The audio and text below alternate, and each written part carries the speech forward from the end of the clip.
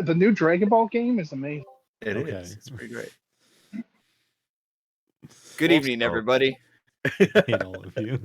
Before Franny has the chance to say literally anything else right now, I'm Dylan, your Dungeon Master, and welcome to tonight's episode of Dragonmark Symphony here on Natural One Media. To give a bit of a quick recap, a lot happened in our last session.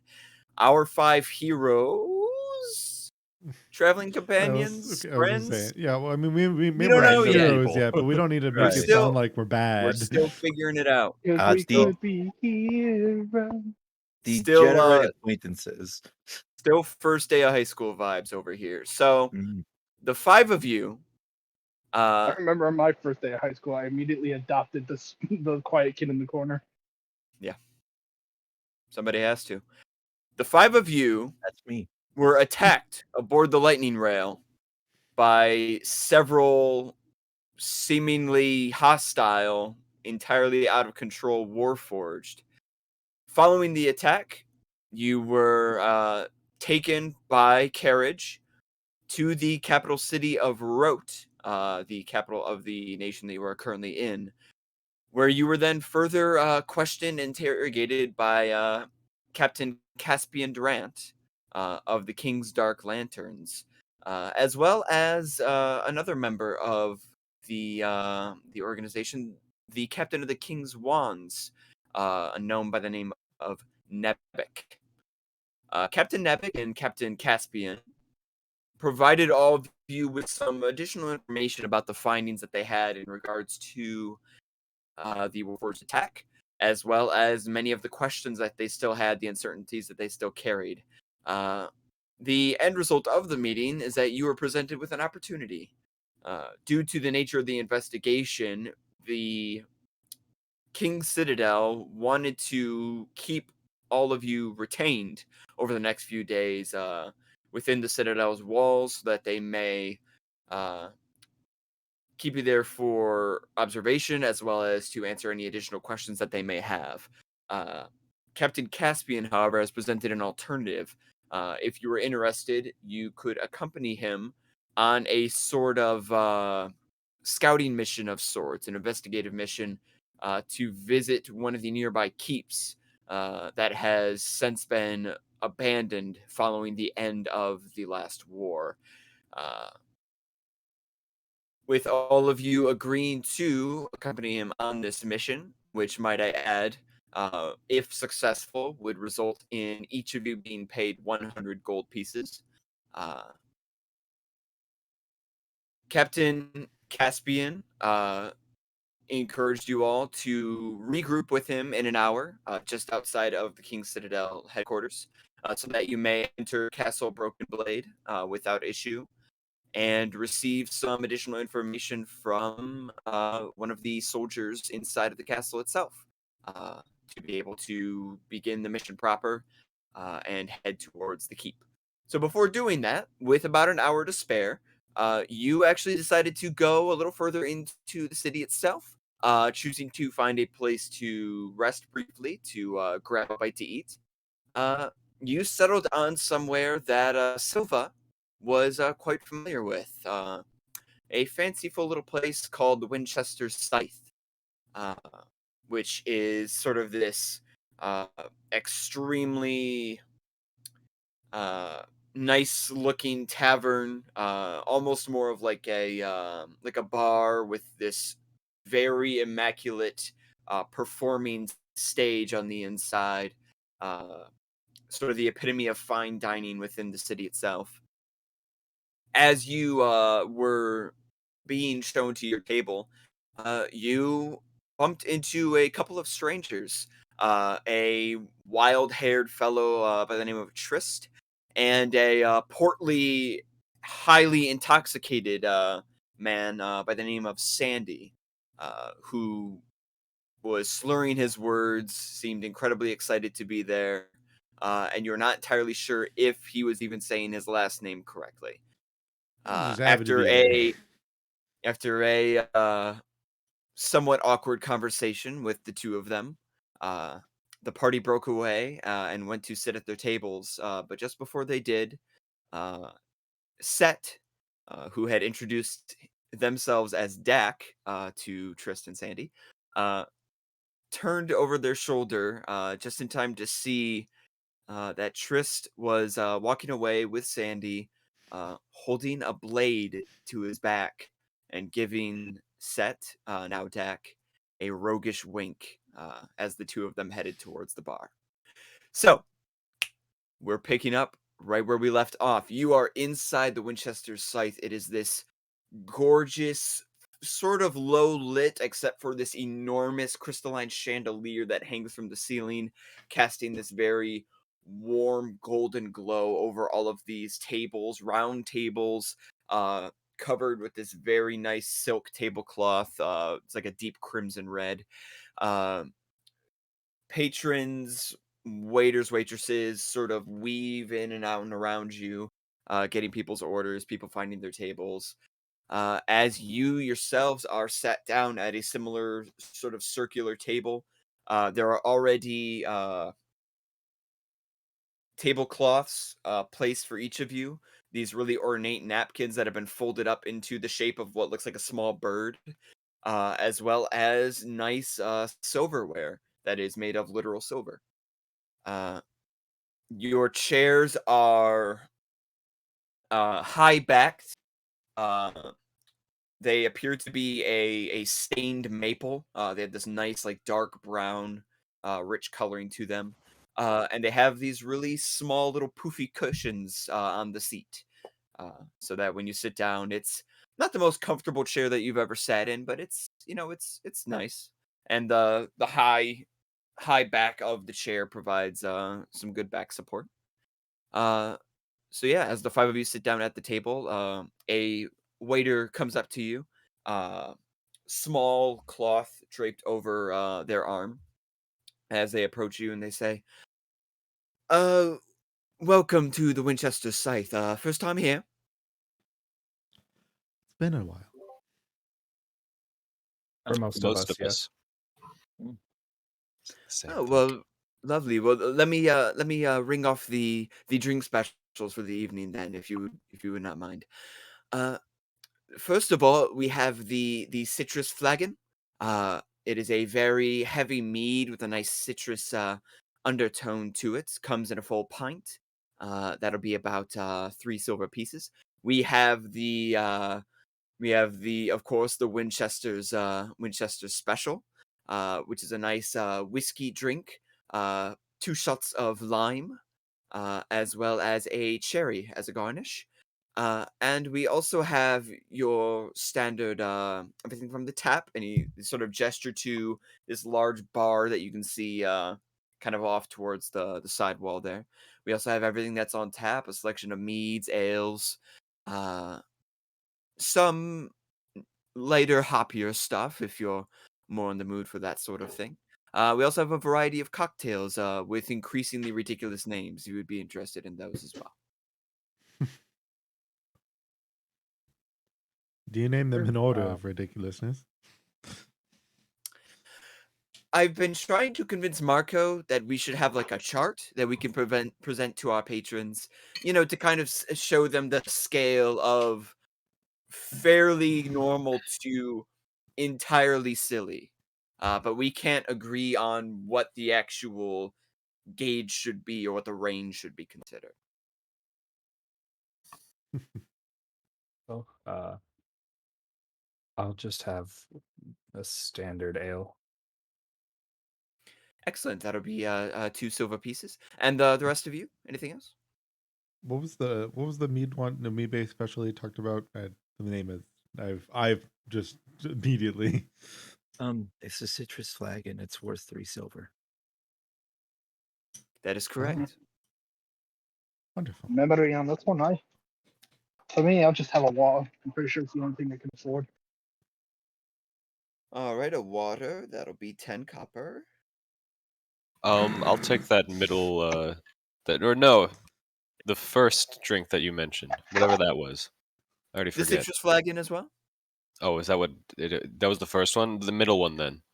The whiskey. Yes, the Winchester special. Yes, certainly. Mm-hmm. Be careful, he didn't mention a price for that one. Well, good thing the tab's on you then. What?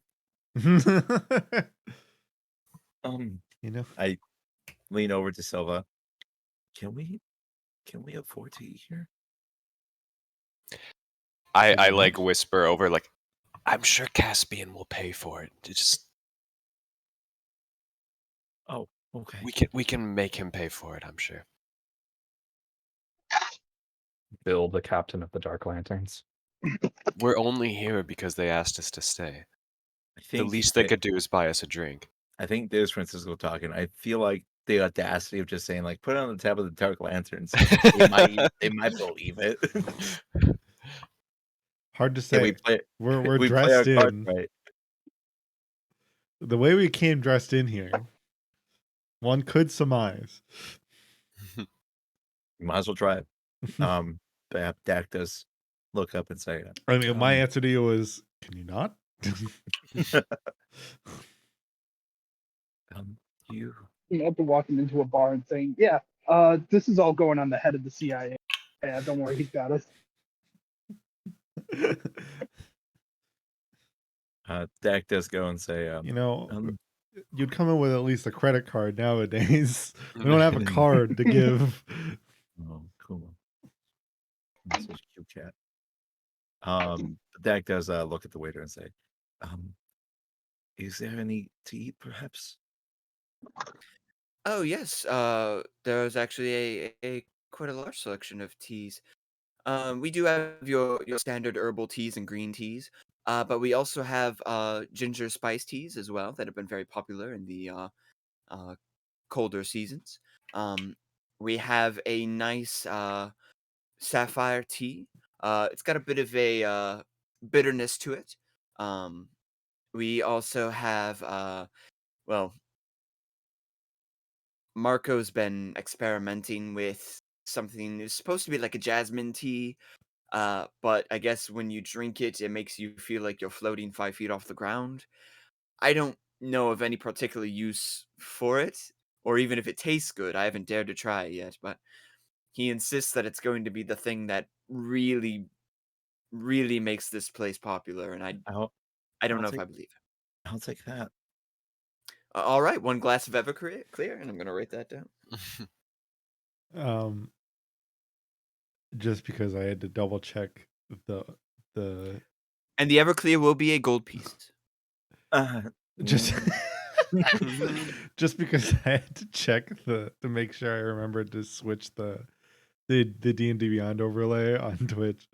I noticed I noticed your character icon change, and the face getting cut off Yeah. is really What about funny. Yeah. Good stuff. I did that this morning, and it's like I'm trying to get it to work, and I couldn't, and I'm like, you know what? I'm gonna leave it because this is better. Dak considers it for a bit, and the curiosity's there. If this thing makes people flow, he wants to see it. So he, through gritted teeth, says, "Yes. Well, gold is fine." He looks absolutely destroyed. Wonderful. How much? I wish you the best of luck. And I will be back in a moment with your drinks.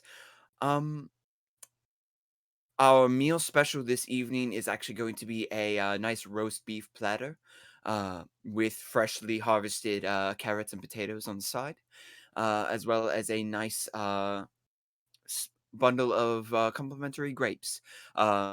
The table will also receive a bread platter, complimentary as well, of course. But if you do need any more butter, that will cost extra. Oh, wow. Interesting tone we're in here. I think that sounds delightful. I look over and said, "If you get the main platter, can I get your grapes?" Sure. Thank you. Well, Well, I think if we'll I'm, all have I was gonna just say, the standard. well, and if I'm, I don't know, you maybe can correct me if I'm wrong, but if I'm interpreting this correctly, obviously I'm somewhat speaking, like above table here. If I'm interpreting this correctly, the platter is like just it's just like a big meat that gets put down in the middle of the table. Yeah, so it is what it is it's like 'Cause it's a platter. it's this exactly. It's like an immense huge plate of roast beef with carrots and potatoes, almost like a stew type thing going on, but you're getting this huge slab of roast beef. It's a So bulky charcuterie board. yeah, it's something for the entire table to sort of pull from. And Right, there's right. there's enough A meal roast beef for one is what you're saying. All right. Either way, I think the platter sounds lovely. Excellent. We'll do the roast beef platter.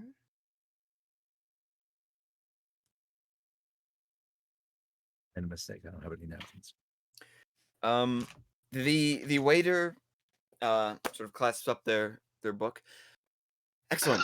I will go turn that order into the chef. We'll be with you in a moment. And he begins to turn away, but as they do, let's see if they can proceed. No, okay. Yeah, so they turn away and they walk off sort of around the bar and off into the kitchen. And you are left to yourself. The tables around you, there's most of them have filled up by this point with various patrons who are all just sort of chatting with each other. Some of them have already received food and are digging into it. The stage off in the distance there, this sort of grand stage that all the tables are sort of situated around, remains empty. It doesn't look as though anybody is performing on it yet or anything. There's not even any instruments set up or anything of the like. It's just an empty, cleared stage. Set is gonna lean over to Silva and just kind of quietly be like, "Hey, how much do you care about that Sandy person?" I mean, I know very little about them. They're just another. It's probably like the lesser when it kind of, I guess, like the lesser cheery faced moment. You know, they're a companion of Tilda, or at least they're an acquaintance. I had maybe Okay. thought that they would have an idea of where they were, but that doesn't seem to necessarily mean anything. So more importantly, is just generally just an oaf with money. Got it. Sounds good. Yeah, how long ago did you say you've been here before? Was just the last time. Well, just the last time I at least lived here was before the war. I had come to visit shortly afterward, and right at the end. But when I had learned of name, I just like decided to just be like Tilda. I know. I literally just said it. It just went like. Happens to me That's the only reason the rest of us Um, remember. You just said it. Yeah. I came here looking for. I came here attempting to recoup with Tilda, but when she had apparently disappeared, I somewhat took. I guess I took my unemployed chance to make my way towards Sharn. So I would Cool. say You I even would older than I am. essentially. I would say pretty much just after the war is the last time I was here. That was 105 years ago. I like look as I look down, my glasses like come down a little bit, part of my nose, as I just kind of give you a look. And so, how old do you think I am? That's a trick question. Don't answer it. Hey lad, I've seen many a free falls with. Dax about this Careful. open and not to answer before he said that set. The panic sets in. Just watch your words carefully. Cultural norms are not his strongest suit. That lad would 100% answer that question truthfully. I feel like you knew that. He has a -1 wisdom. He will definitely do it. Well, what's your answer? All right, You- you know what? you, Caution to the wind. Let's hear it. more than 20 years old, less than 200. You Big- almost had it, big laddie. range. You almost had it. Solid choice. You're an amusing fellow. Dak is fully like shrunk into his chair. He's like only his chin is above the table, and he's beet red. Yes, We're gonna have to buy that Lana shovel when we're out of here for him to dig himself out of that hole. Do If not Dak worry. were to The ever be com- capable of standing up completely straight, how tall would Dak be? that's a great question. the That's also great phrasing. He's right now currently 5'7". Upright, he would be 5'9". Okay.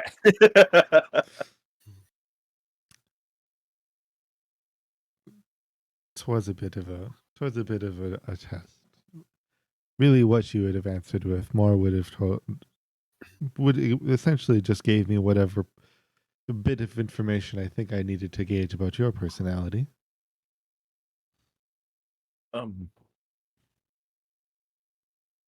Okay.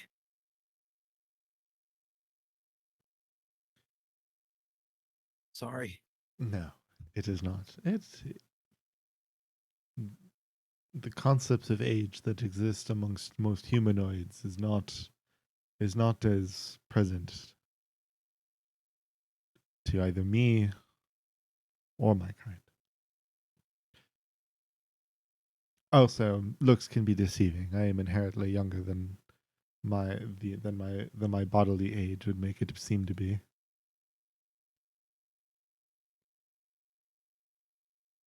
That was a very confusing sentence, but I'm going to leave it at that. Thalanos learning. breeds quite strange I look over at creatures. Dak and say, "Welcome to womanhood." They never give you a straight answer. Thalanos breeds many strange creatures. This is a lesson of humility. No. It is my test of character.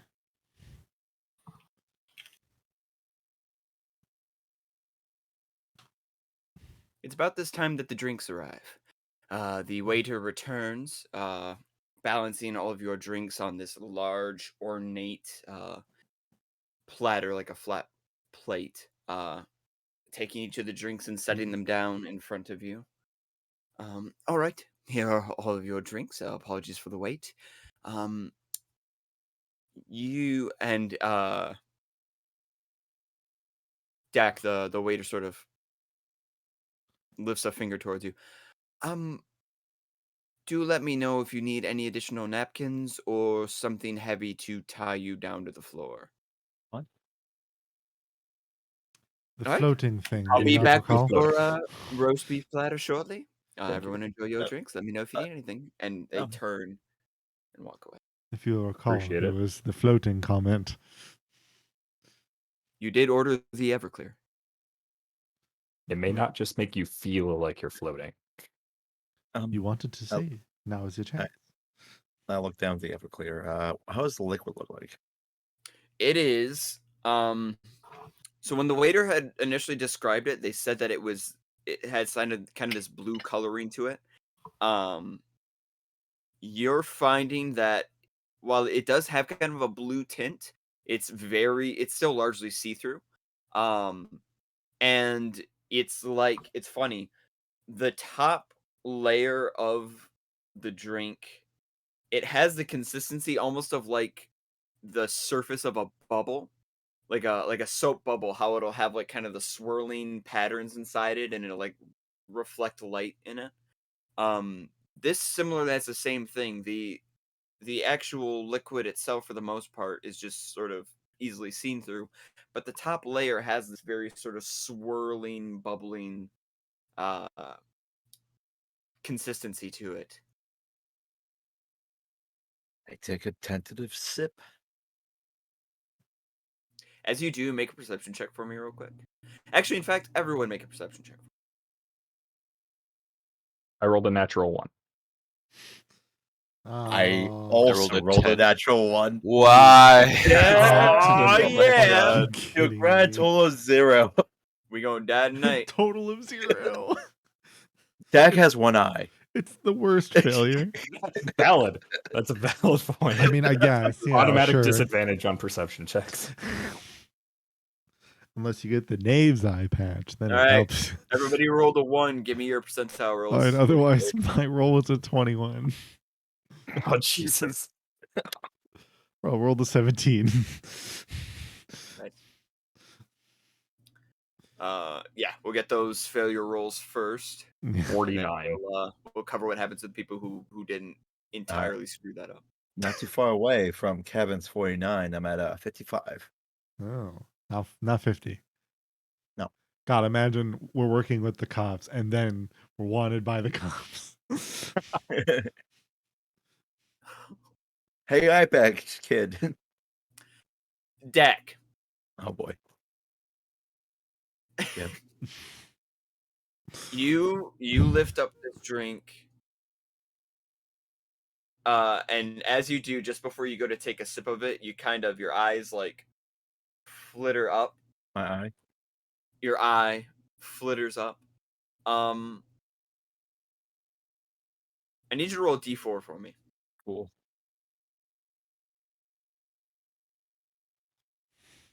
That's also a 1. So Just dropping ones. you just briefly before taking the sip, find yourself locking eye with Johannes, and you suddenly feel this incredible need to be as close to them as possible. You feel like Oh. as long as you are next to Johannes, you are safe, you are secure. There's nothing about it that's like got any kind of like a romantic connotation or like a lustful feeling. It's more of like a safety thing. Like you do not want to let Johannes out of your sight, because if you do, something bad might happen. Got it. This is gonna be weird, but okay. And you get this sense that you're probably going to feel this way until you all meet up with Captain Caspian again. Set. Yes. Do you take a drink at this time as well? Probably I would have taken a sip as soon as they brought them.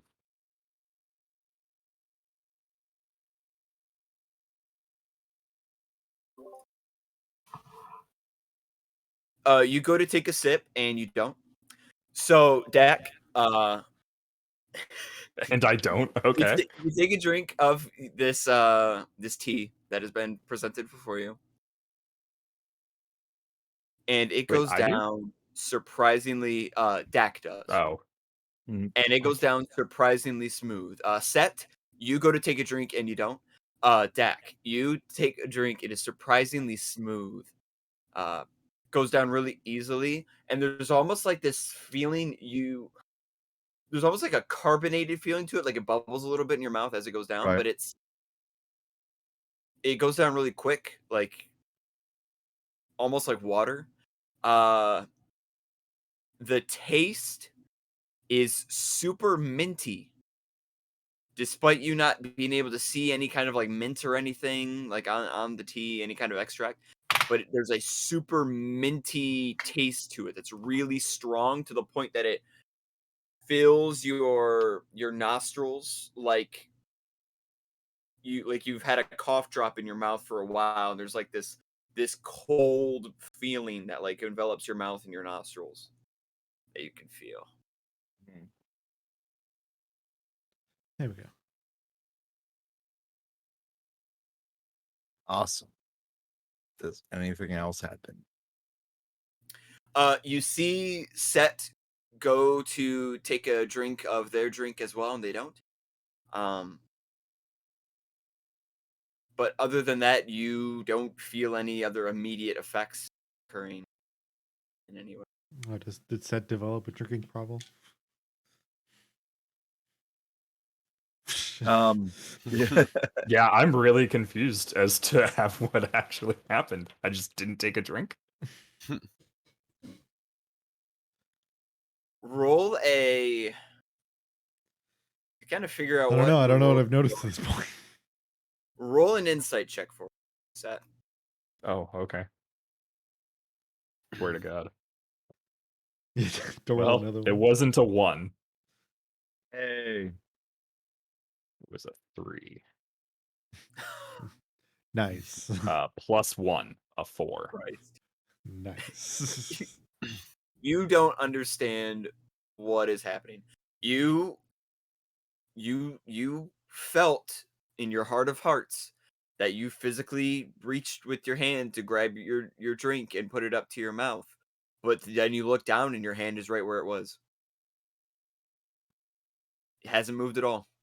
All right, then. I'm just going to sit there really confused for a while. Okay.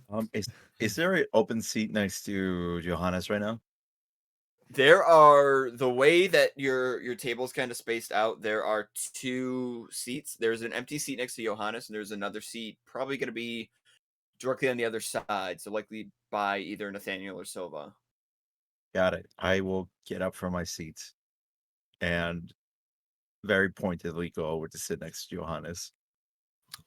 Oh, So what did those of us who didn't horribly fail notice? So, for the rest of you, what you notice is you happen to catch across the way at the bar, you see the bartender, who until now you haven't really been paying much attention to, but the bartender who the waiter mentioned went by the name of Marco.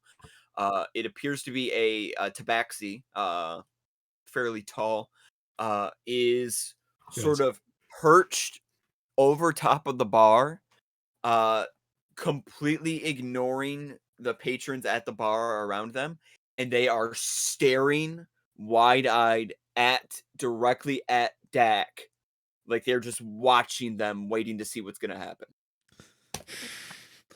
And I guess as he gets up, what happens? They'll kind of look over to Dak, who I guess now is getting up. I bet you my remaining gold will not be Marcus. Yes, that's Marcus. Or Marco. Whatever. He's the Hey, only, you're a friend, not mine. well, at least he's the only one I recognize. As just kind of still looking over to Dak.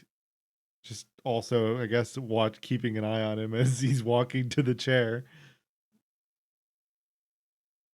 If left unimpeded, Dak would just sit down next to Johannes and just kind of sit on the edge closest to Johannes, but again, not touching him because it's this weird conflict where he has to be as close as possible, but he doesn't like people touching him.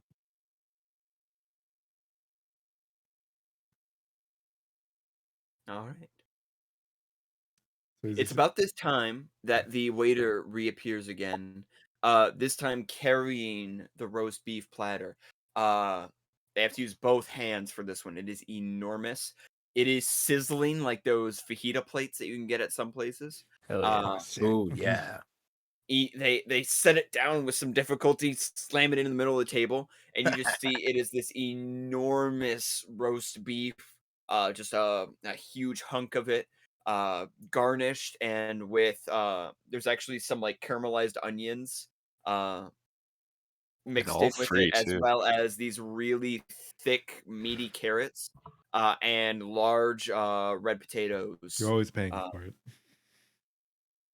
All in this enormous like iron plate that is set down in the middle. And the waiter says, "All right, this is our roast beef special. I hope you all enjoy." And here, and they kind of whip around and they procure a smaller plate that has a large loaf of bread as well as a few cups that are filled with like a whipped butter inside of them, and sets it next to the roast beef platter and says, and your bread, of course, as well. And the waiter snaps his fingers, and as they do so,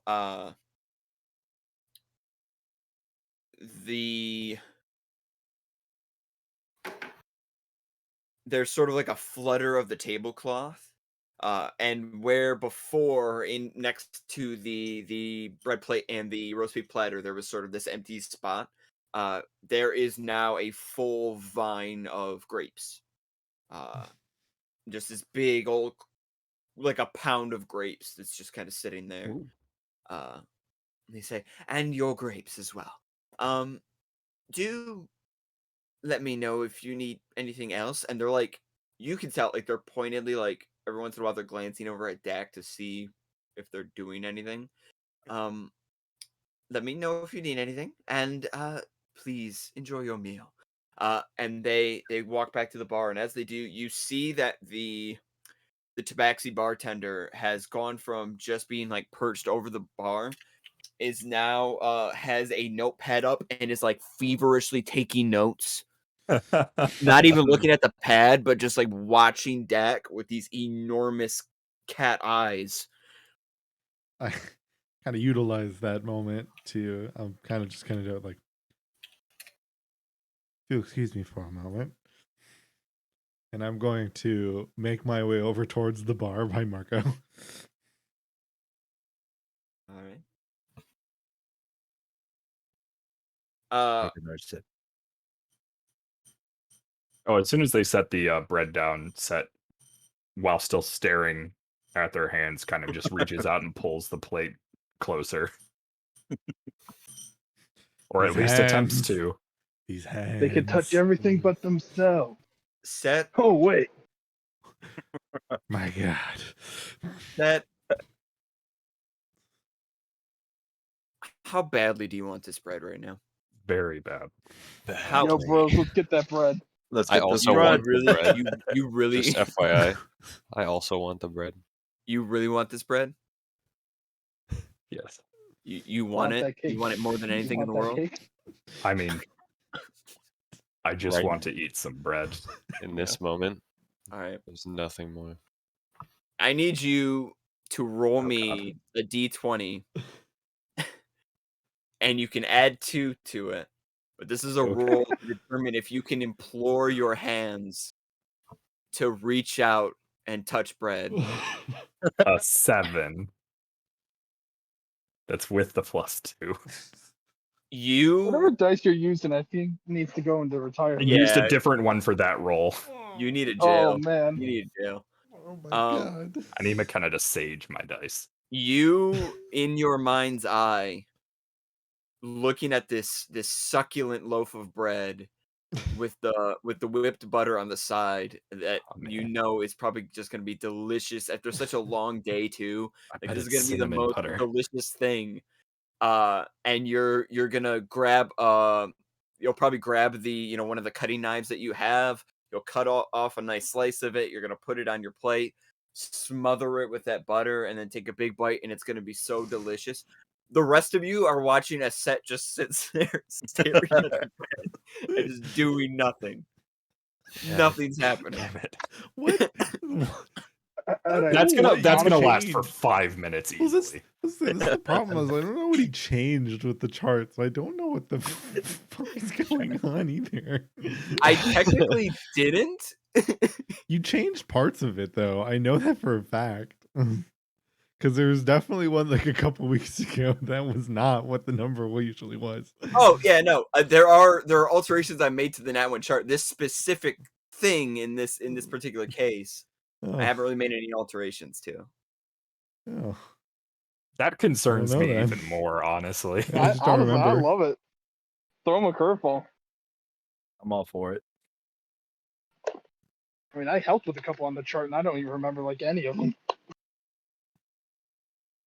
How long does it take me to realize that I have not reached out to grab the bread? Make another insight check. How long before no bread? Honestly, that's the question. I'm literally getting Every my day other of my set life, dice. my dude. Here, we'll do this one. 6. This poor man. There's a point you reach as a DM where you're like, I might actually have to lower the DC on some of these rolls just to allow the game to be played. To play the game. No, it's funny. In this instance, it's hilarious, but like, I need won't- different dice. in a battle, this won't be as funny, but for No. now, We're trying to eat food. You just wanting to eat food for the love it's of such God. a simple menial task you are trying to do. Set, let me set you on the right path here. Even with a 6, something is clearly wrong where you are sending the mental signal to your hands to do things and your hands are not responding. So something has happened where you cannot use your hands right now.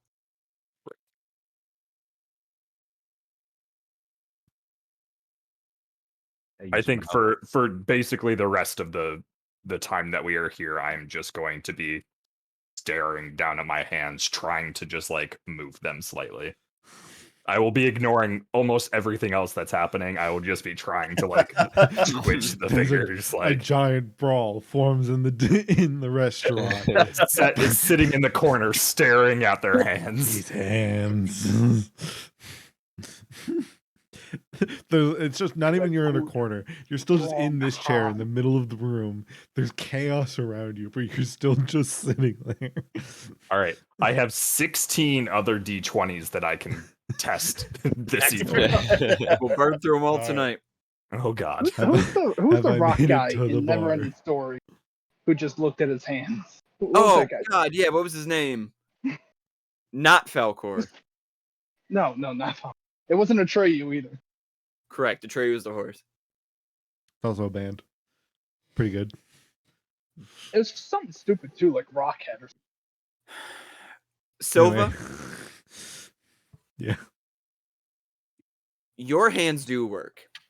Uh, Way to rub but it you're in. not That was even. number The one. funny thing is, you're not even using them right now. You're using your legs as you walk towards the bar.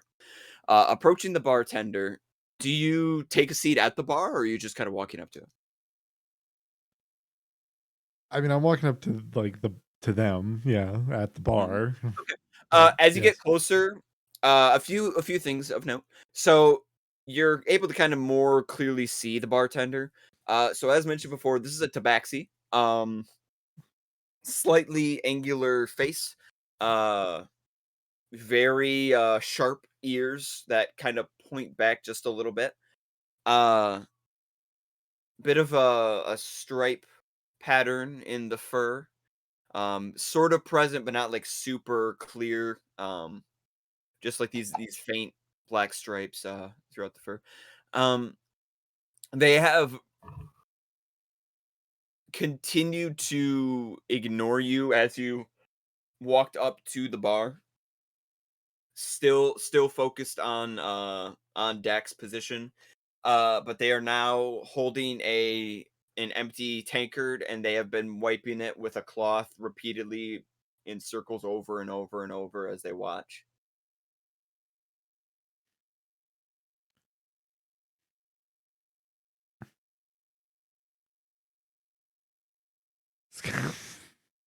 Just kind of head up there.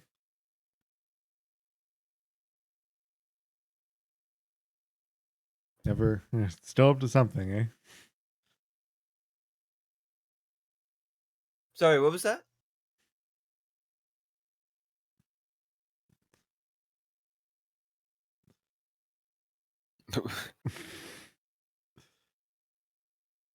Did you need something, miss?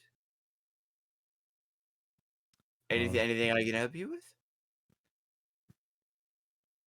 Well, age has clearly gotten to you. At least your eyes. I don't know what you're talking about, but it sounds like you're implying that I am old. I mean, I'm talking to Marco, correct? Wait. Yeah. Yes. But he kind of furrows his brow a little bit. He goes, I figured I'd be a slightly more recognizable. "Oh, ha ha! It's you. There you go. Wait, how did you get? You have been gone for so long. I cannot believe it. Oh my goodness. What have you been doing? What have you kept your back? Oh, oh my gosh. He slams the tanker down on the table. Oh my gosh. It has been it's been like several months, hasn't it? Or has it been years? I can't even remember anymore. Oh my goodness. How are you? What are you doing here? What brings you back in town? A bit of business. I spent a number of time in Sean. Now I'm here Just with business? now I'm here with some new work acquaintances.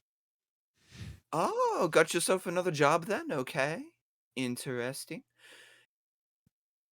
Is the new boss a shithead like the old boss was, or are you faring a little better?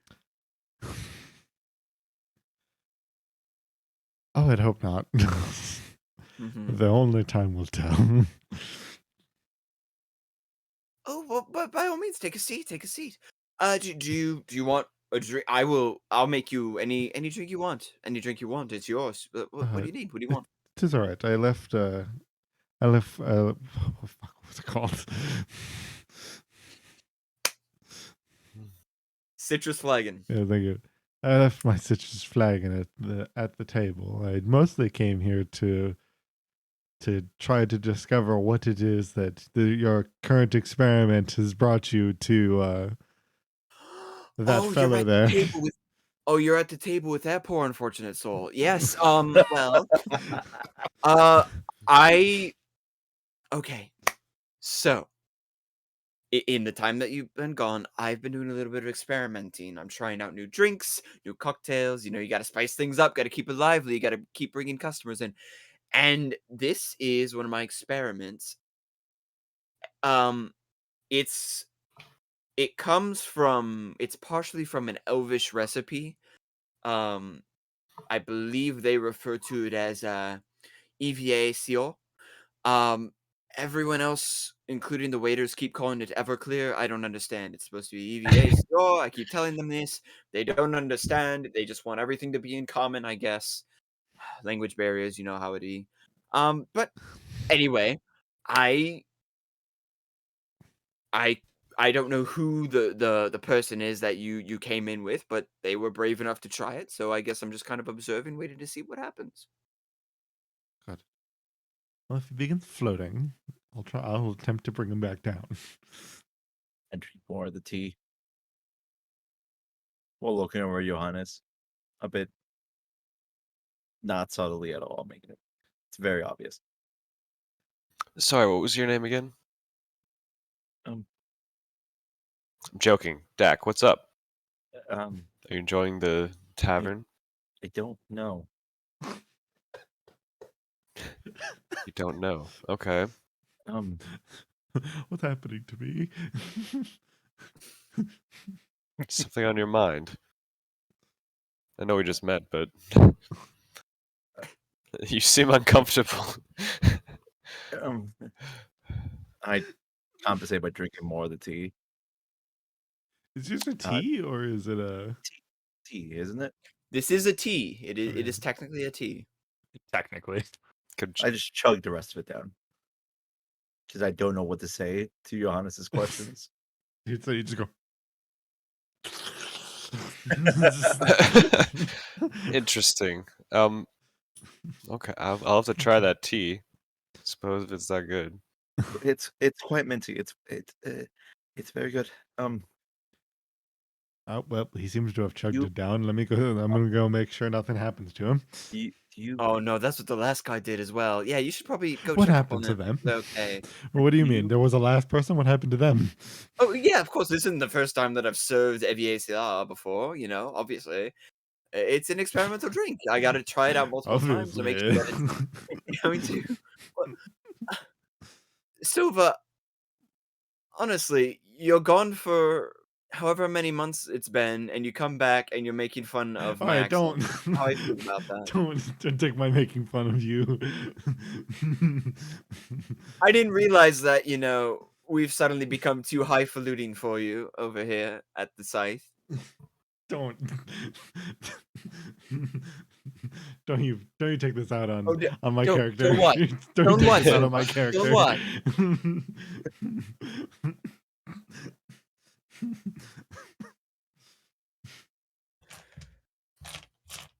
I'd say you fairies are all alike, but then that would be rude, wouldn't it? It'd be rude to do something like that. Clearly correct. Just because sometimes my whiskers get in the way of my mouth when I make speech patterns doesn't mean that it's something that you need to bring to everyone's attention and make light of. I don't think it's the whiskers.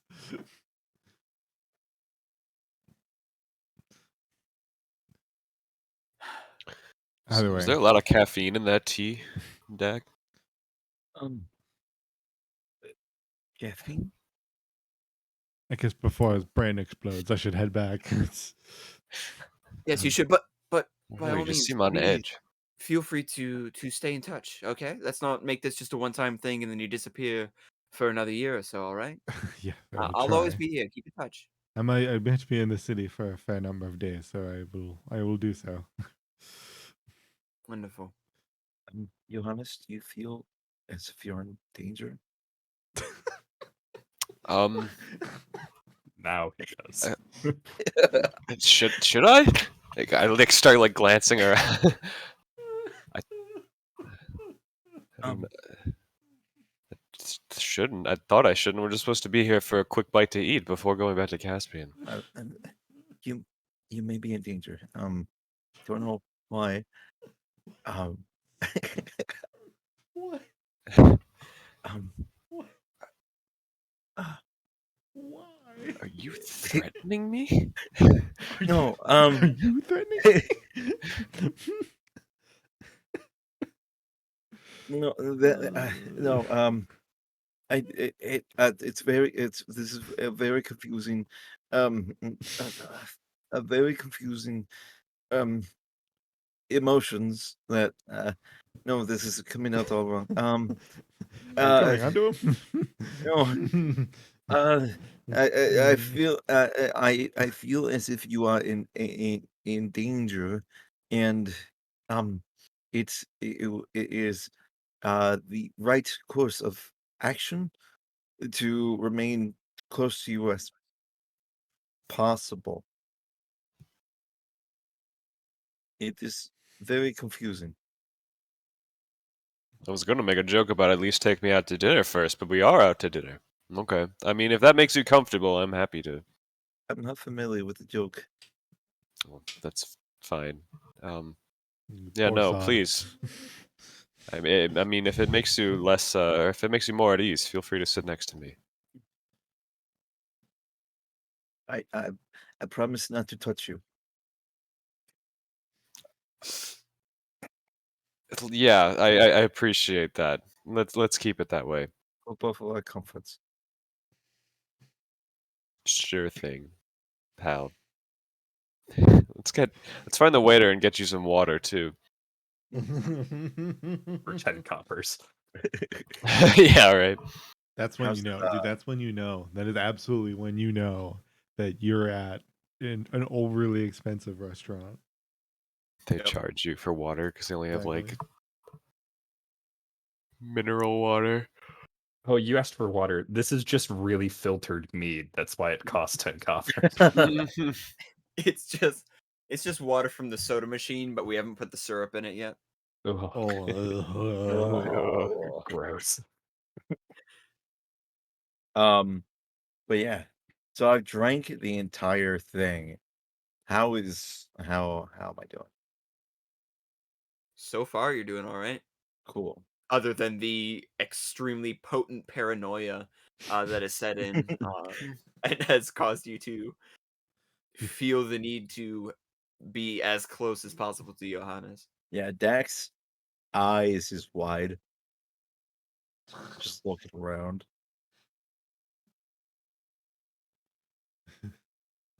The idea the waiter walks up and you're just like they come up behind. They just happen to come up behind you, and then they're like, "Hey, can I get you?"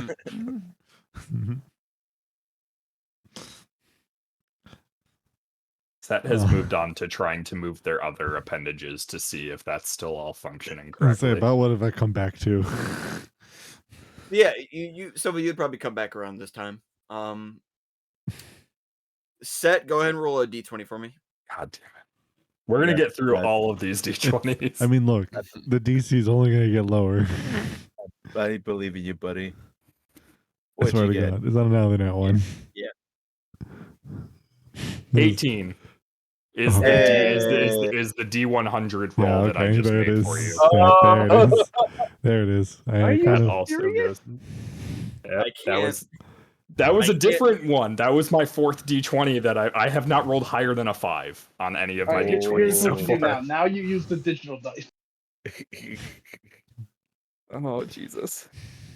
How did Kevin die in the first 5 sessions? Oh, it's funny you should ask. Oh man. That's Starved My- to death My dice in hate a me. tavern. Set. Yes. You rolled a 1. Yeah. What is your actual total? What was I rolling? Just Insight? just a d20. Well, it would be a 1 then, wouldn't it? Yeah. It sure would. I just wanted to check. So I want to make sure you knew. Okay. Thanks. Jesus, Like- dude. Excuse me. So God damn, the man could lose a limb. this this is ridiculous. You go to move your legs and they immediately respond. They move as they normally should. And so, the immediate thought is like, okay, well, my legs are working, so why not my hands? And you look at your hands again. And now there is just this large crystal sitting in your hand. Yes. And you don't know where it came from. There's just a crystal sitting in your hand. It's got these jagged edges. It's purple. Okay.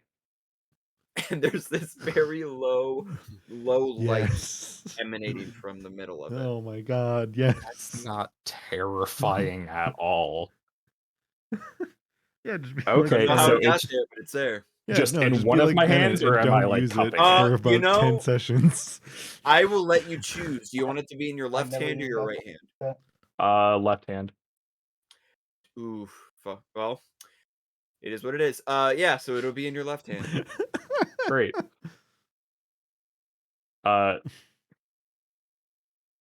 I see this and I'll go, does anyone else see this thing in my hand? See what? Do I see a crystal in his hand? You all, nobody. This is a passive perception type thing where you all absolutely see where before there wasn't anything. Just Set's hands. There is now a large purple crystal in their left hand. Oh, where'd you get that? I don't know. Ah, mysterious happenings. It's been so long. The other interesting part of this set is that your left hand is clutched around the crystal, Oh, okay. and you can feel that it's clutched around the crystal. Okay. Can I move my other hand? You do. Oh, My God. well, I grab the bread with my other hand. You do Bread. reach out and touch bread. And it Sweet. doesn't feel like a crystal. It feels like soft, expertly baked bread. It's another crystal, and it's just like, damn, what curse has befallen me? And it seems that your ability to move your hands has been restored. Great. Jesus. But now you got this crystal situation, so I don't know what to tell you. Ah, It's just my left hand is, I can't like release, I can't like move that hand to like relax my fingers at all. Is that what you'd like to do? I'll try. You do so, yeah. So you kind of open up your fingers, and it's still sort of resting on your palm, but you're not actually grasping onto it any longer. Okay. I'll just kind of reach my hand out then and like just tilt it so that the crystal should, in theory, roll off my hand and onto the table. It does. It rolls onto the Okay. table with this loud, like clanging noise, just like a before settling right next to one of the carrots of the roast beef platter. Oh, come now. Cool. Do not throw your things on the table. It is rude. I don't think it's mine. I don't know whose it is. Where did it come from? I don't know. Where did it go? What do you What do you mean you don't know where it came from? You were just It holding. It was just in my hand suddenly. I didn't think I'd get Dylan that hard with that one. That's a negative inspiration, that one. Nah. You roll with disadvantage moving forward. It's always worth the Cotton Eye Joe reference. Yeah, so I'll just leave it on the table and just keep an eye on it as I pull the bread over. It just sits there, lightly pulsating. This strange light from the middle of it. Kind of just. I take one of the tablecloths and just place it over the top of it to cover it up. All right, look. I keep it in the cloth, but I like pick it up and like give it back to him.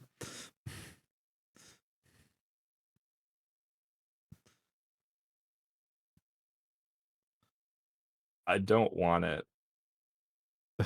As I'll put it towards my satchel. Look, Very well. I'll identify it later.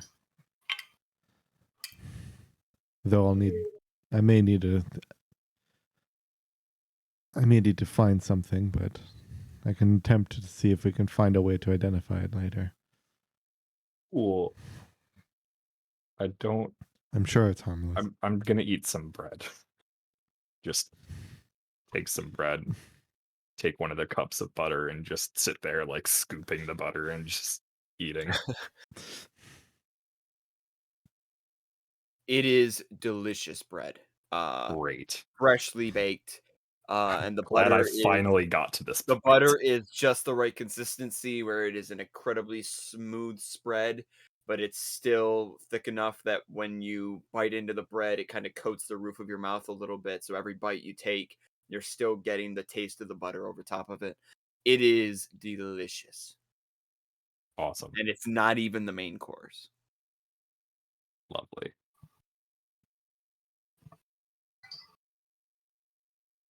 Anyone else going to partake in the meal? Yeah, no, after I put it in the Yeah, I'll have satchel, I some just food. go for I just build myself a plate. I keep my eye on. I'm imagining Johannes Nathaniel has food. just started devouring things. Based on a description of meal for one. As all five of you have taken almost simultaneously taken a really big bite of your food and now have your mouths full, the waiter arrives and says, is there anything else that you all need at the moment? Do you need any refills on drinks? Any additional butter? Anything like that? I think our friend here could use some water. Sorry, what was that, sir? Your mouth is full. Oh, I think our friend here could use some water.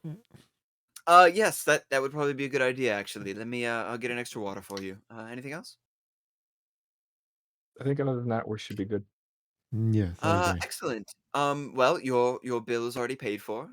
So I Great. will give you. I will deliver you the receipt so that you have it for your records. But otherwise, you needn't worry about paying.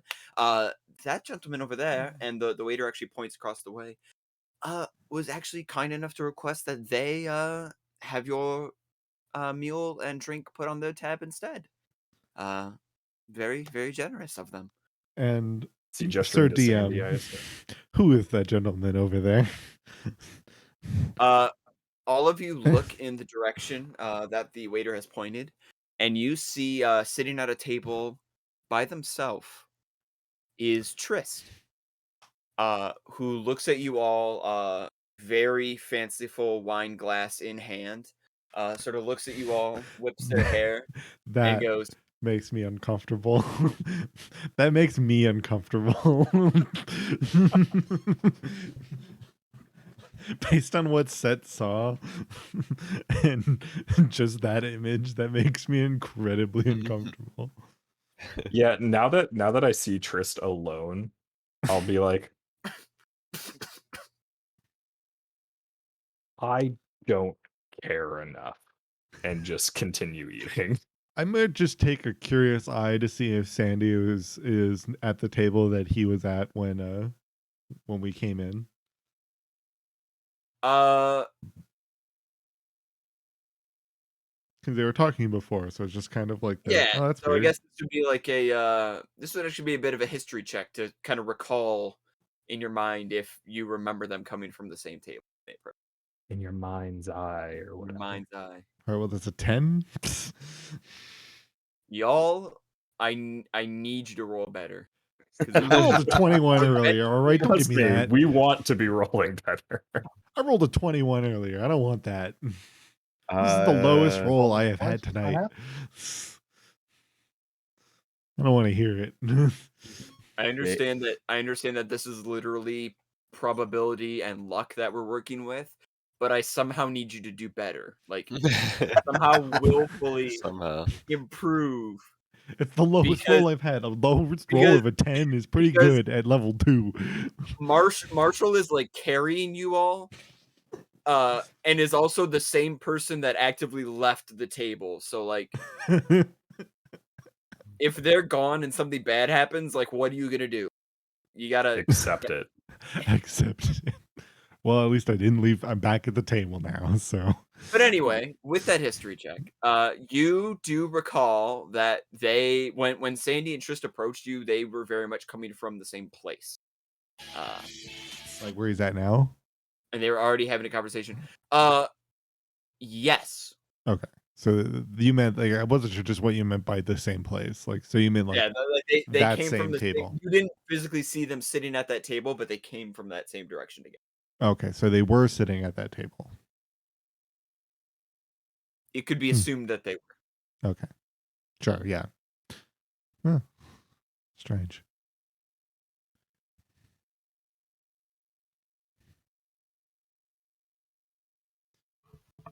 Keep eating.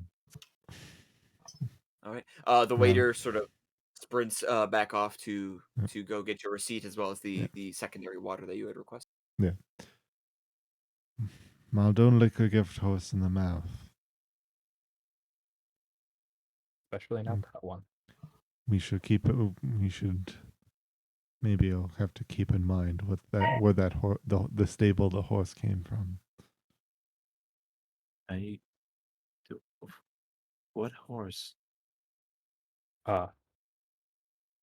Just be careful. Right. I look over Johannes. Be careful. I will. You too. Just, I don't know how long we'll be here, but he's a bit too nice, especially for folk that live here. The sooner that we finish up here and get back to the captain, the better. That will likely be the case. It has been about 40 minutes. Yes. Definitely wrap up, and yes, as soon as we get the receipt, probably head out. All right. After just a few minutes, Trist notably goes back to, looks like they're reading some sort of newspaper or a gazette of some sort. They just gotta go back to reading by themselves and drinking their wine. The rest of you continue eating your food, and then shortly the waiter arrives, providing a paper receipt to you, as well as another glass of water for you, Dad, and says, this one is actually complimentary from Marco. He would like to thank you for your patronage, as well as for attempting one of his drinks. He hopes that if you have the time, if you could please leave a 5-star review as well as any comments that you may have on the quality of the drink with him at the bar. He would be happy to take that feedback into consideration for his future concoctions. If need be, you can let me know what that will be. If we giving that we won't have much of the time. It was rather minty, and I enjoyed it. I just say that to the waiter. Yeah. The drink or the mintiness of the drink? Yes. Very good, very good. Well, I hope you all have had a pleasant meal. And thank you so much for stopping by the Winchester site. I'm sorry that we didn't have any entertainment for you today. Unfortunately, our current star performer is a little under the weather. Hopefully, we can have her come back tomorrow evening to continue the shows. It really is quite something to see. She is a fantastic, fantastic musician. But all the same, thank you for stopping by today. If you have anything else that you need, please let us know. Otherwise, we have 3 other people waiting for your table, so feel free to pack things up. Damn. Yeah. All right. We will see you the next time that you visit here at the Winchester site. And they give a bit of a short bow and they walk away. All right. Well, Great. I can wrap up whatever we do need. I do intend, whenever we get the opportunity, to potentially speak with Marco. I don't know what it is. Something about Trish rubs me the wrong way. Do you make mention of that like out loud to the party, or is this Yeah. just like It says as the musing to waiter yourself? leaves. No, it says the waiter leaves. Okay. Oh yeah, he's definitely sketchy. Probably up to some bad shit, but I don't think we really have the time to deal with that. Not at the moment. Maybe we can just make mention of it to the captain. Johannes, you have to stay far away from him. I do? What? Yes. Look, invite I don't know what's kind up with you, but nevertheless, as long as we are wrapped up, are you all ready to go? Yeah, we should be good. As you will see me pack parts of the bread that remain into my satchel. I was literally just gonna say if there's any remaining bread, I will grab some and just The put it Red in like a pocket. Lobster cheddar biscuits. I'm putting grapes into the tablecloth that they gave us, and just making that into an impromptu pouch. Did anyone even eat some meat? Yes, we made mention We of it. assumed We you just did. It was an implied eating of the meat. Yeah. well, Okay. when I said I was gonna make myself a plate earlier, yeah, it felt like it implied that I was making like an entire plate. Exactly. I'm sorry. I'm preoccupied doing multiple things. Sorry.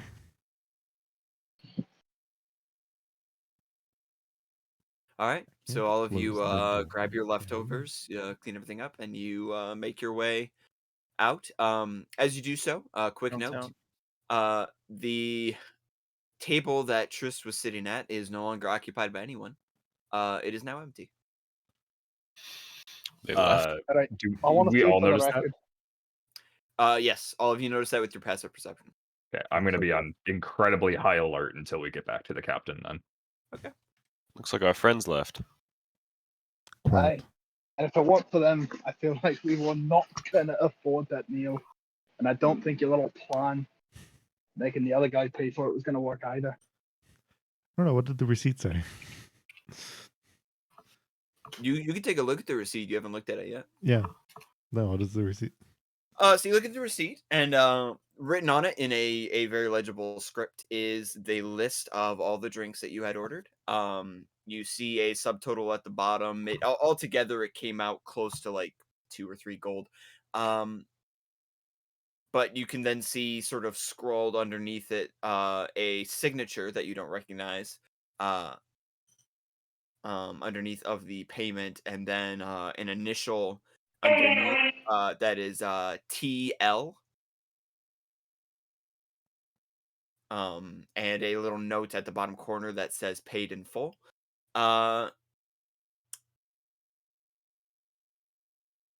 Yeah, that's what the front of the receipt says. As we're walking out, I will also like try to subtly mention to the rest of the group to try and keep an eye out I didn't have to go. as we're traveling back, just to be on the safe side. I help for what? You know, sketchy stuff. Honestly, lad, if someone comes up to me looking like the way I do, with an empty purse as I have, and they try anything, good on them. I'm doing circles around Johannes.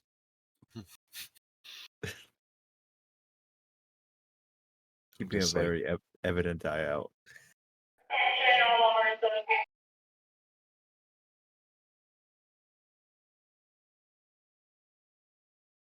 You're muted, Marshall. What? I'm just making my way guiding back towards the castle. So as all of you make your way back towards the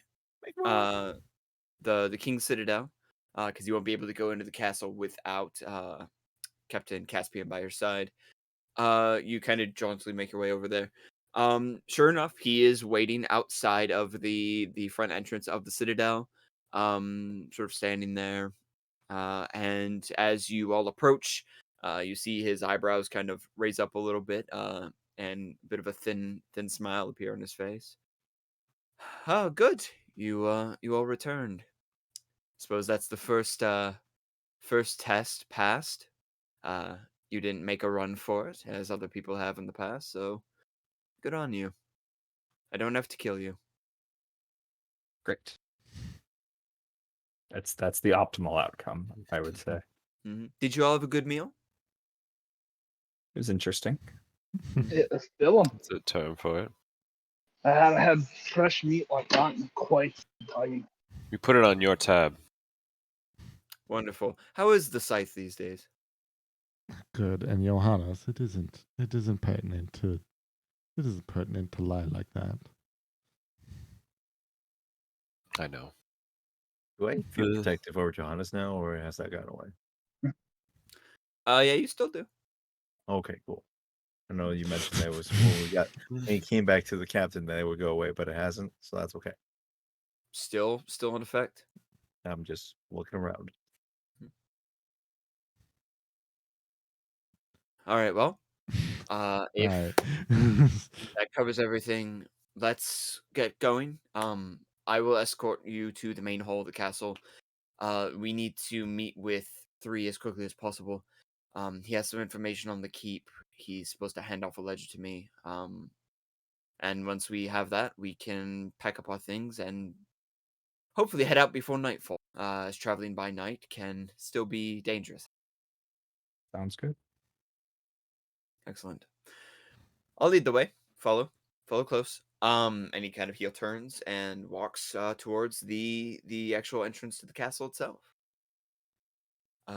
So as your group kind of follows him, he leads you to this sort of massive side double door. Raps on it with his hand. There's a voice from inside that speaks in a language that none of you understand. And Caspian responds in full, uttering just like this string of syllables and sounds that you're not familiar with. And then the doors open, and you see 4 or 5 guards flow out from the doors, flanking them on the sides, all of them eyes trained on you, as Caspian then leads you through the doors and into Broken Blade Castle itself. You find yourself stepping into this magnificent hall, incredibly high vaulted ceiling, beautiful marble structures all around you, large archways. Everything is spotless and clean. It is almost entirely guards walking around in the near vicinity. There are these incredibly intricate oil paintings off to one side with plaques underneath them with several lines of writing underneath. To your left is another hallway that seems to head off somewhere in the distance to another set of doors that you are not familiar with. And off to your right, you can see this magnificent double staircase that sort of leads upstairs into like an upstairs portion of the hall, like a second floor of sorts. That seems to spread off into several other rooms at the top of the hall itself. Caspian turns to you all and says, "As I'm sure you could guess, it's pretty easy to get lost here, so stay close to me." Caspian leads all of you up the left staircase and down the sort of the main hall at the top. So you're able to see, because it's this sort of walkway that's opened up, you can see from the top of the walkway down into the hall proper below. And in doing so, you're now able to notice that the floor is a polished marble with this beautiful hand-carved design of 3 dragons in sort of like circle of smoke and fire intertwining with each other. Dragons of 3 different colors that are sort of intertwined in this circle. And at the center of the circle is an etching of like an enormous crystal, blue, with like shades of green and red and yellow.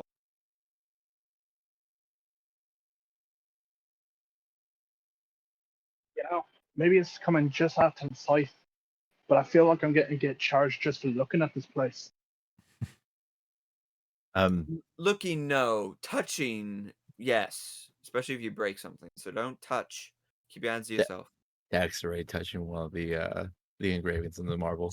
Sir, Dak. This is Cybers, Eberron, and Kyber. Yes. Yes, that's correct. The three dragons that form the world. Yes.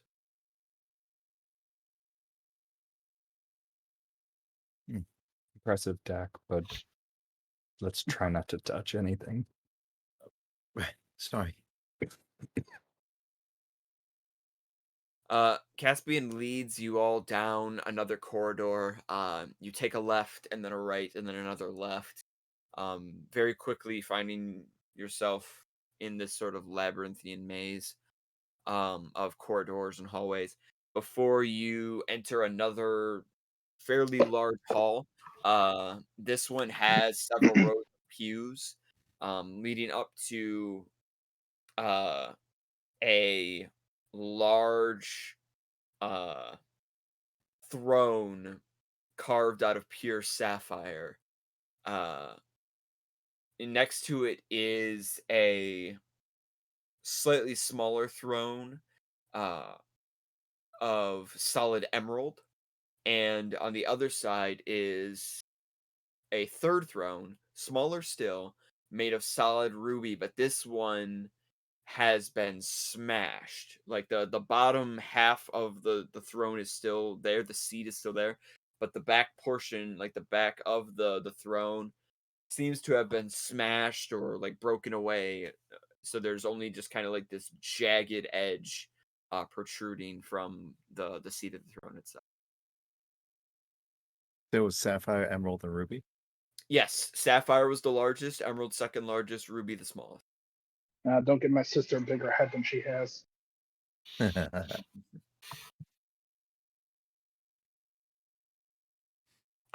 Caspian stops and says, "All right, I guess we beat him here. Let me send a message real quick."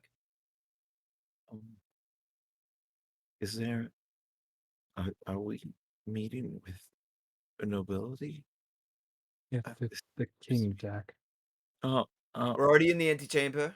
I've brought all 5 of them with me. They've agreed to take part in the mission. If you can meet us here post haste.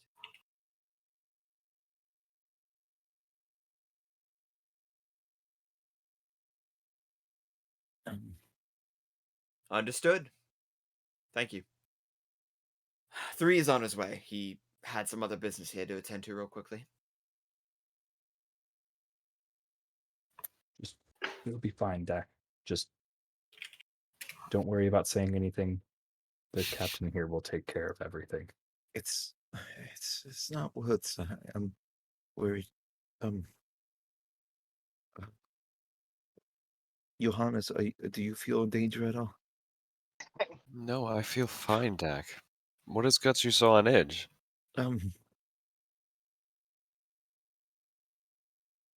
Several things. Well, that's an understatement. Dad keeps quiet, but he keeps the left side of his face with the eye patches towards the throne, kind of using it as an impromptu cover. Okay. There is there's a knock on the door suddenly. Caspian says, "Come in, you're already late, technically." The door swings open, and into the room strides a very tall, very imposing in stature, this very tall, muscular in appearance Warforged with these large pauldrons of shoulders, wearing very immaculate military-like garb, extremely large jaw, piercing blue eyes, and wielding this extremely large halberd with a sort of flag trailing off of it, like a really small flag. The Warforged sort of strides into the room and says, Yes, well, one of the worst things about politics, besides the fact that they exist, is that they take time. I do wish these meetings could be shorter. So, and the Warforged looks to you all. These are your latest test subjects, are they? Hello, salutations all. And the Warforged gives kind of this curt bow. Height-wise, probably 7 feet tall. So even when bowing, they're still taller than most of you. Oh, also do You're like bigger a than curt 6 feet. bow.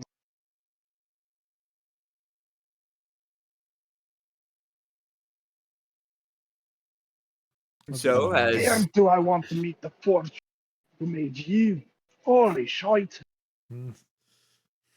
He made you. I would as well, if I had the opportunity, I'd ask them to make larger doors while they're at it. Hey, Yes. I like this one. This one's not trying to kill us. Yes, about that. And when you say that, you see suddenly that's- there's this sort of like sheepishness to them a little bit. Wasn't that a They different kind of be tried? like, yes, in regards to that, I would like to say I am truly shocked and saddened to hear about the tragedy that occurred on the lightning rail. You have my word that we are doing everything we can to hunt down these perpetrators and figure out why exactly it is they did what they did. After all, any warforged that behaves in such a way puts my name in a bad spot, and I certainly won't have that. And to that point, yes, and they kind of reach into a pocket and they pull out a little scroll of paper. You needed this ledger, didn't you? Caspian says, yes. We'll be needing that. I hope they didn't give you a hard time in acquiring it. And Three says, no, just, curious about what we would have needed it for. And things being as they are, I had to parlay a little bit in order to win over their favor.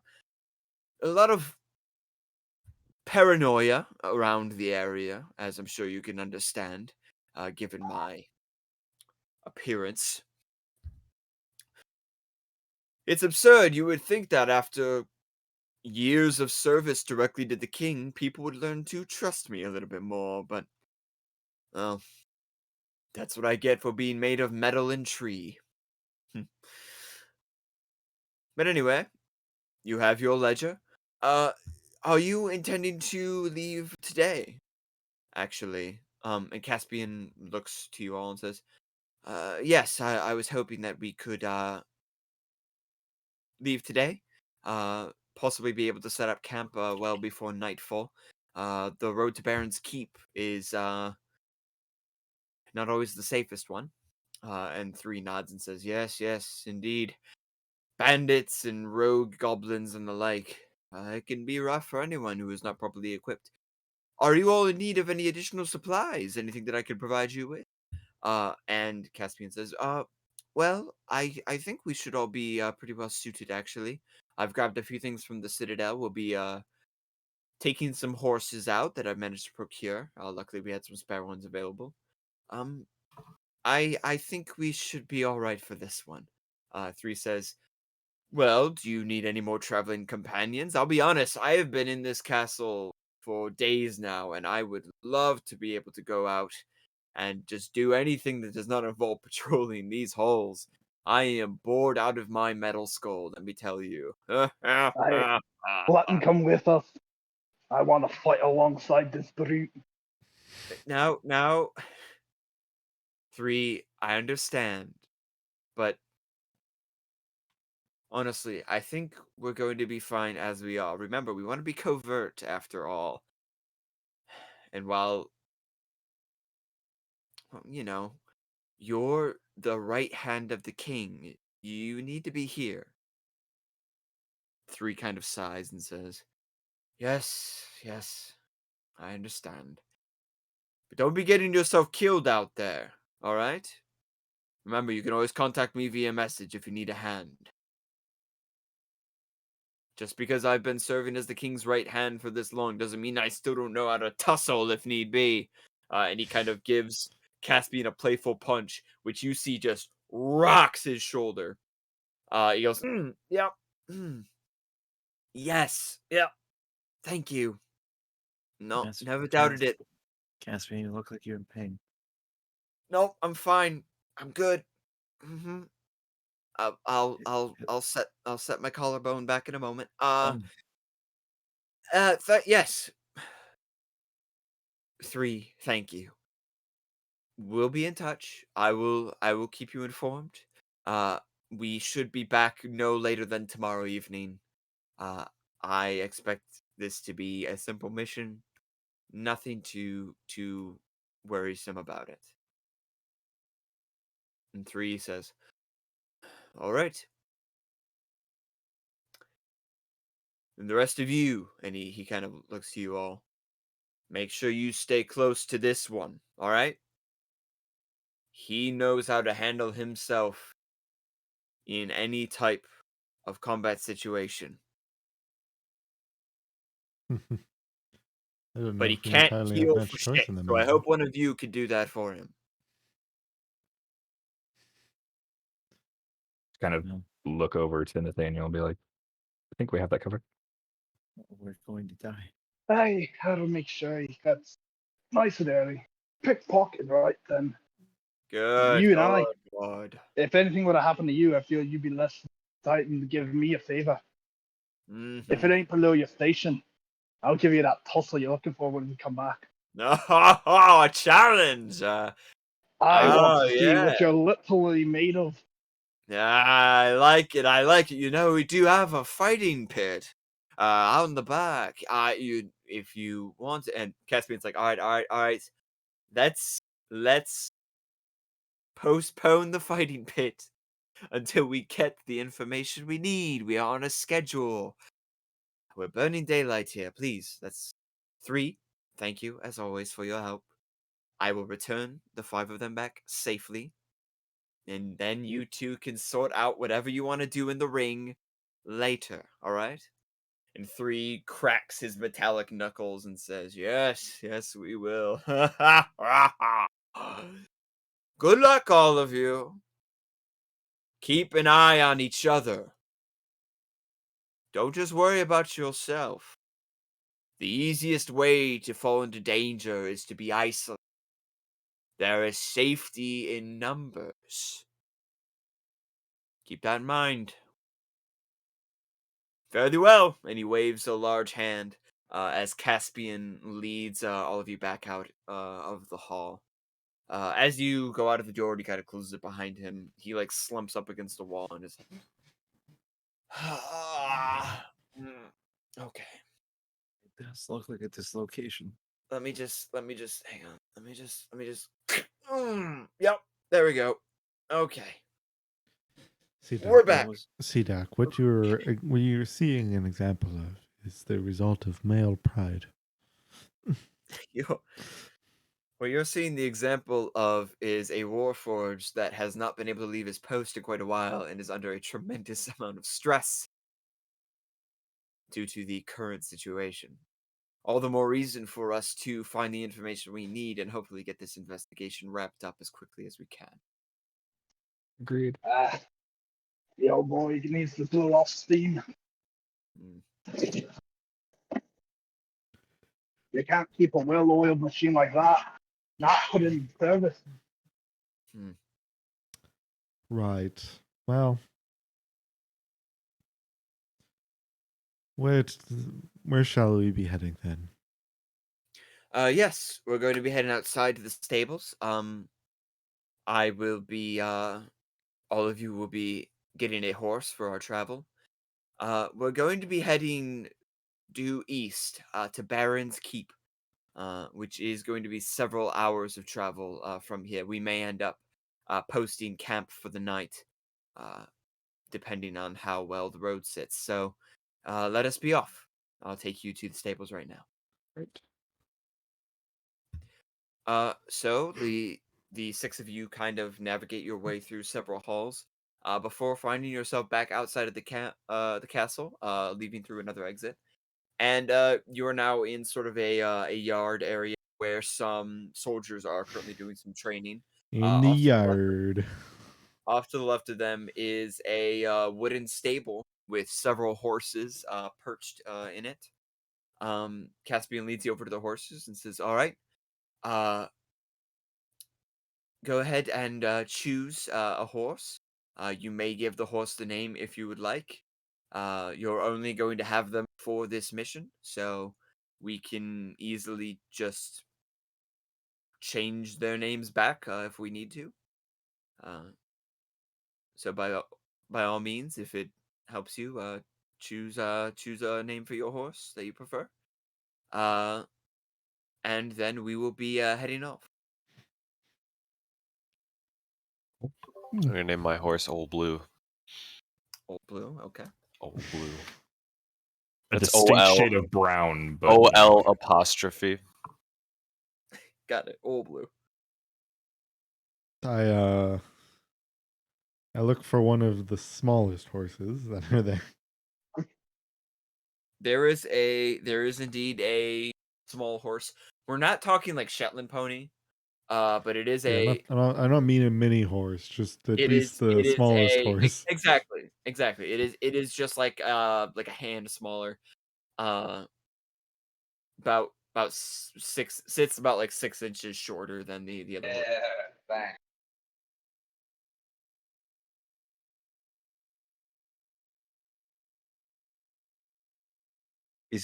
What's the oldest looking horse in here? Oldest looking horse.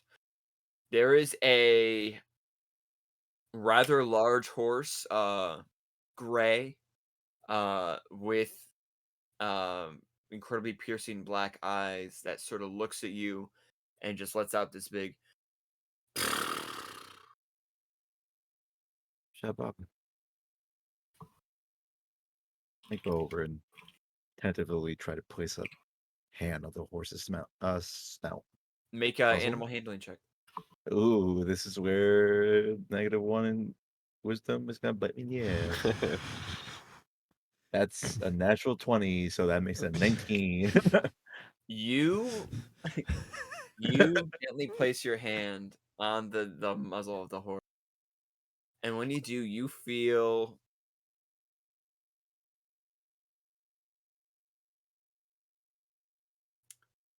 you're reminded of home for some reason. There's a familiarity of this horse that reminds you of horses that you've ridden on when you were a child, when you were much younger. Horses that aren't often seen here in Brayland. Horses that aren't often seen in Corvair. There's something special about this horse. Even though from appearances it seems to just be a regular old horse, there's something about it that is special. And you immediately feel a bond, and that the horse will easily follow any commands that you give.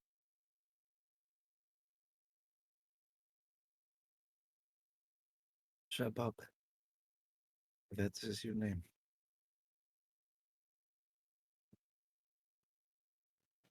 I kind of keep stroking it.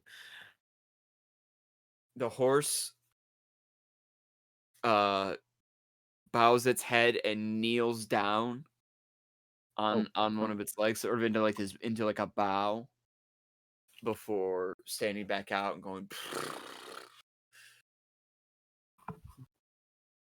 Dak does a small smile before turning back to make sure Johannes is okay.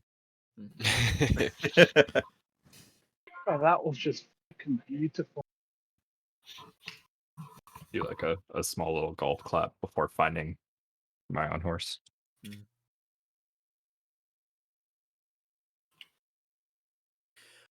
For the rest of you, there are several more horses to kind of choose from. Most of them thoroughbred in appearance. None of them appear like sickly or frail or anything like that. They all appear to be pretty strong horses. An assortment of colors. One of them has like kind of this really golden blonde coloring to them. Another has spots interspersed throughout their body. And another one is a very rich, like mocha brown, with a black mane. I would like the brown one. Okay. I'm going with blonde. Okay.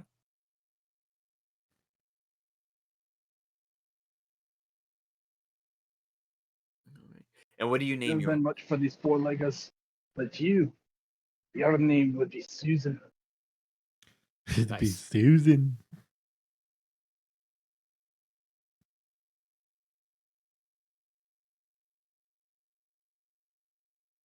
All right. So all five of you get your horses. Caspian appears around the corner with his own steed. Jet black. Wearing an extremely like sort of black, like jagged saddle. He's riding a half elf. Negative inspiration. Hey.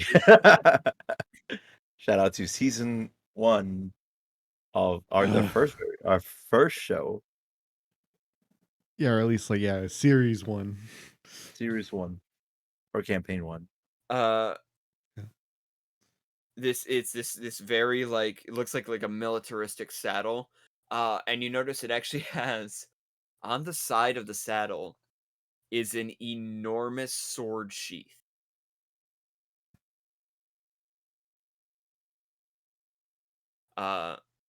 Caspian comes around on the horse and says, You have all ridden a horse before, correct? No, I give Yeah, him you a a little bit. I give him a fairly staunch look. Okay, you don't have to look at me like that.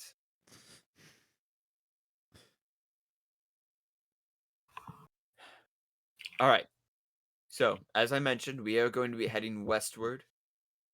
We're going to be approaching Baron's Keep. It's been abandoned for close to 2 years now.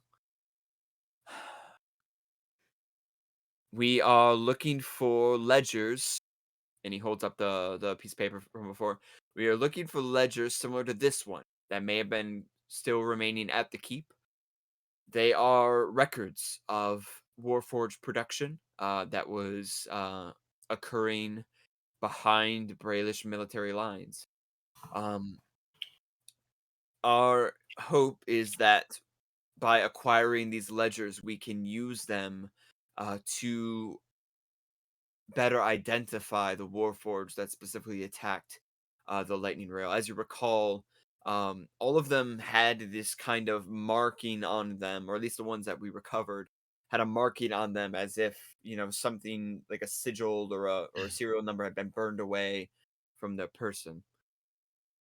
Hopefully with these ledgers acquired, we'll be able to further determine if these Warforged were in fact produced in Brayland or if they came from another country entirely.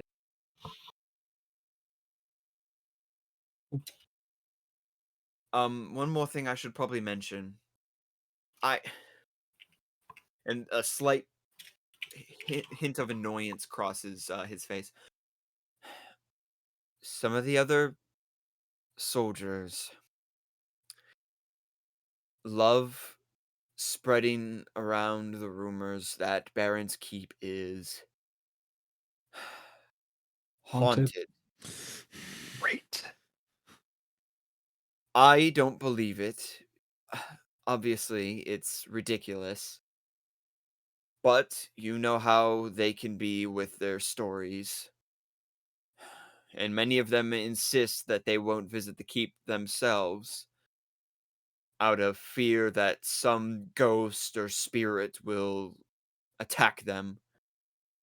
It's foolish, but all the same, we should be on the lookout for anything that could be posing as a ghost, such as bandits or goblins or anything of the sort.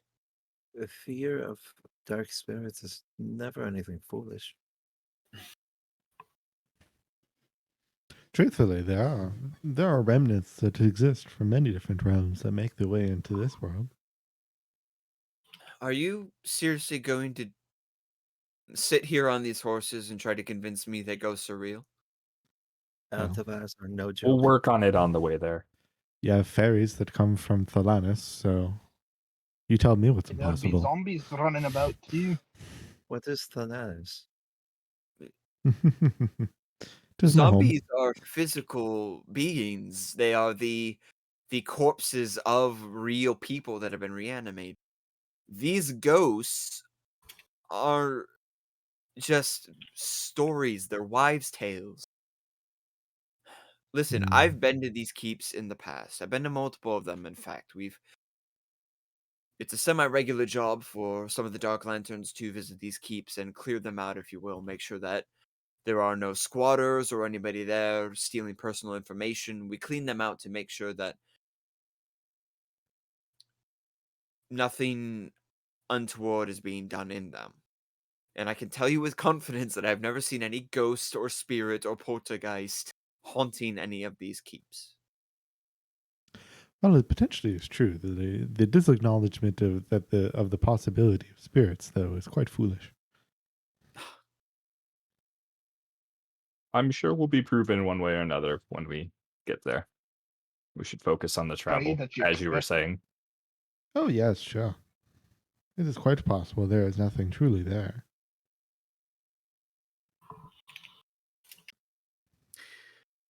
Right. Well, all the same, be prepared for anything. Just because things exist does not mean that they exist everywhere. True. Many things that people believe in that others may or may not be real as well. True. But when you come from a place where that belief is what creates the reality, You'll be quite surprised what can be made into the world. Aye, I believe you. I've seen the power of that belief myself. Yes, well, this is a lovely philosophical talk we're working ourselves into, but we really should get going. Time is of the essence here. I will lead. If you would all like to form in line behind me, we'll stay in formation as we travel. And with that, he's going to sort of shifts his horse and begins trotting, motioning for the rest of you to follow. Hey, I got your back. Yeah. Looks I'll like follow up the inevitably we rear. all do. All right, so we have Set at the rear. We've got Nathaniel following Caspian. Sorry, Bennett, you were gonna say something. I was just gonna say I'll be somewhere in the middle. I was gonna say that Dak does not move at all. He's just sitting on top of Shabab.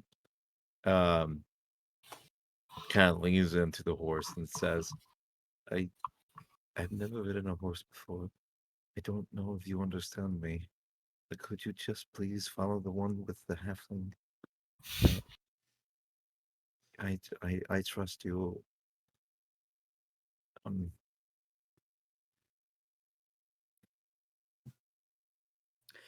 The horse turns around and looks at you,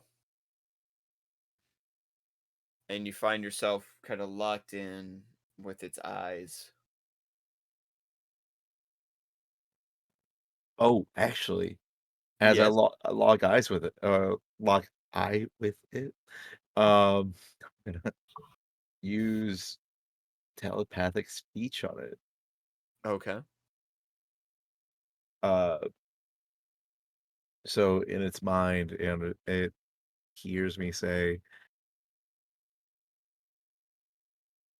"Could you please follow the one with the small humanoid, the halfling, the one in blue?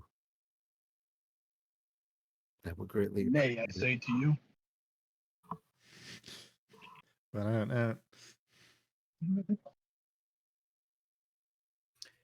The horse stares at you for a moment, and then you hear in your mind,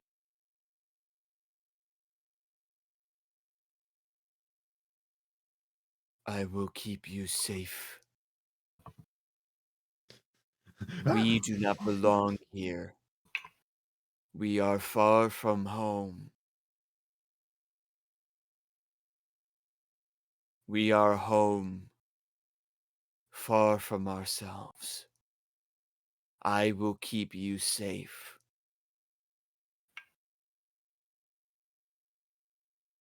And in a language of which I won't say the name of, I reply back, "You have my many thanks." The horse looks back towards the front as the line begins to move. Did not think I'll be having a conversation with a horse today, but here we are. The dominion of deer lives upon a sea of blood.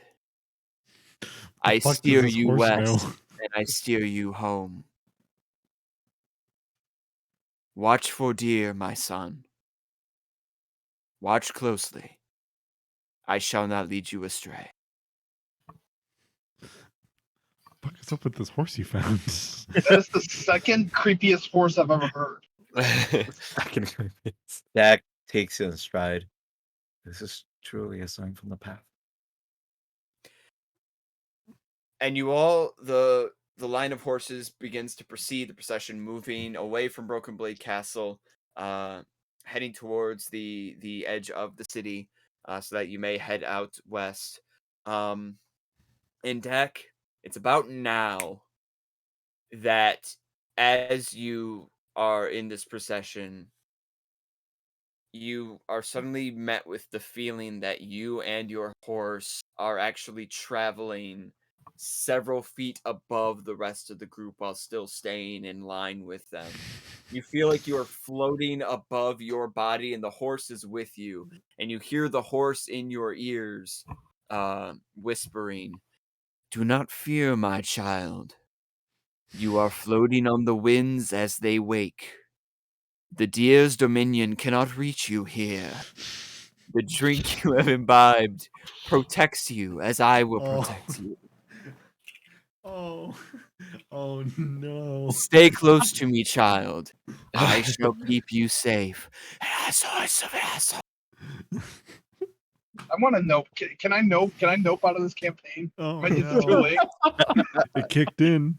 The tea kicked in. Oh, Jack no. is holding on to Shabab's neck for dear life. Not even grabbing the reins. His mind doesn't make the connection. He's grabbing his neck, just full on, clutching onto it. Do we see him floating? He's not floating. You're all riding in procession, and you see Dak is like tightly clutching onto the back It's of like this having horse. a panic attack. Just riding along with you. The horse is just trotting along in line, seemingly without Dak needing to steer the reins at all or guide it in any way. Must be a really well trained horse, honestly. That's hilarious. And His honestly, goddamn tea. not out of character for Dak either. So I don't think any of us would really No, I just like think pay any note to it. he is just his normal overly concerned self. Yeah. He's probably afraid of One looking day at with the the guy and ground. we know everything about him. Yeah, honestly. I mean, it's everything I do know about him, so I'm not going to question him. Exactly that. Yeah. That's like, no, that's It's all I've known him to be. So here we are. One of the many Dakisms. Dakisms. Dak is repeatedly muttering under his breath, "No one is alone. No one is alone. No one is alone." As this post mantra, as he, in his mind's eye, feels like he's floating on air. All right. And as the six of you eventually reach the wall of the capital city, you are granted exit and make your way onto the main road heading westward, as we will end tonight's session there. The next time that we join together, you will be heading west towards the abandoned keep. What will our partygoers find there? What will they discover? Ghosts. Will they find the ledgers that they need? Will they find something spookier? Will it be more nightmares than the ones Will I there? already have fronted? Will I roll more nat ones? Will Can will I we roll Yeah, will we can roll we nat ones roll? at an alarming rate? The only way to find out is to tune in, so make sure to revisit us next time here on Dragonmark Symphony with Natural One Media. Have a good evening, y'all. See ya. I talk to horses.